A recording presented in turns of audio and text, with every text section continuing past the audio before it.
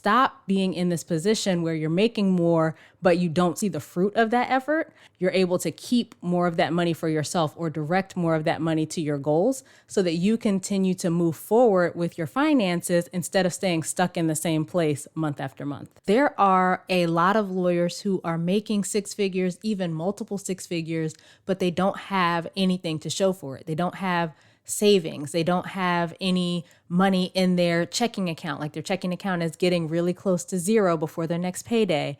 They haven't been able to make a lot of progress on their student loans, or maybe they've even incurred additional debt like credit cards and personal loans. I see it all the time. And this was also my experience. I experienced some of those same things back at the beginning of our money journey. So our journey started in 2016. And at that time, I was 2 years into my practice and my husband was about a year into his residency. And we were making almost $200,000 between the two of us, but we only had like $100 or $150 left each month. We had some savings, but barely. And two good things we were doing was we paid off our credit card in full every month and we were saving for retirement. But beyond that, we were just spending.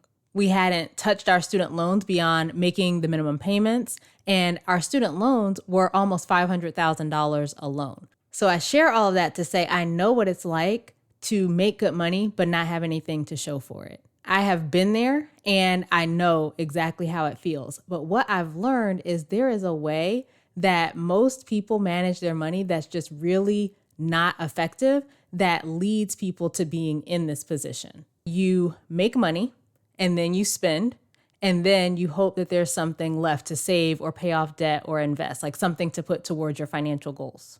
Instead, you have to intentionally plan how you're going to use your money, and you have to flip that order of operations with your money. So let me tell you what I mean by that. There is this thing called Parkinson's law that says that work will expand to fill the amount of time you give for that task. So if you give yourself a day to do something, it's going to take you a day to do it. If you give yourself 4 hours to do it, it'll take you 4 hours, etc. I think that same principle applies with money.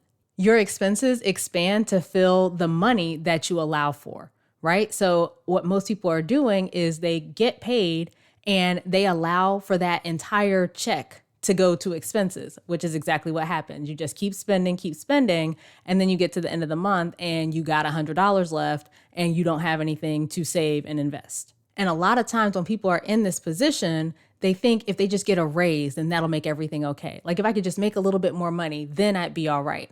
But that's not the case because they're not changing the way that they're managing their money. So then you get that raise, you start bringing in more money, and then your expenses continue to expand. Your expenses grow, and then you get in that same situation where you're making more and you're still living paycheck to paycheck and still wishing that you made more.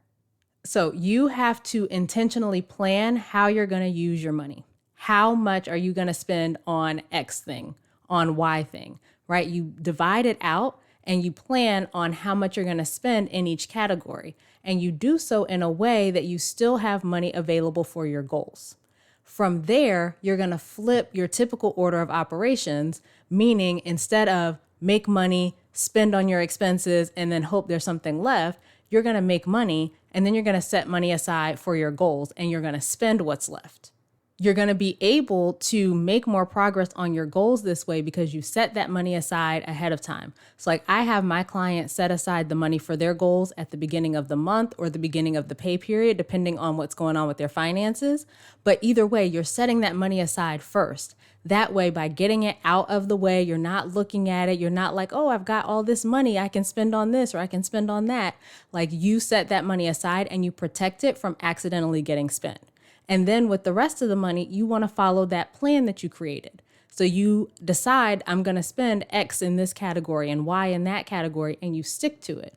And the way you do that is checking in with your plan regularly. So by doing those things, you can flip the switch and stop being in this position where you're making more, but you don't see the results of that more, like you don't see the fruit of that effort, and you're able to actually benefit from the more that you're making. You're able to keep more of that money for yourself or direct more of that money to your goals so that you continue to move forward with your finances instead of staying stuck in the same place month after month.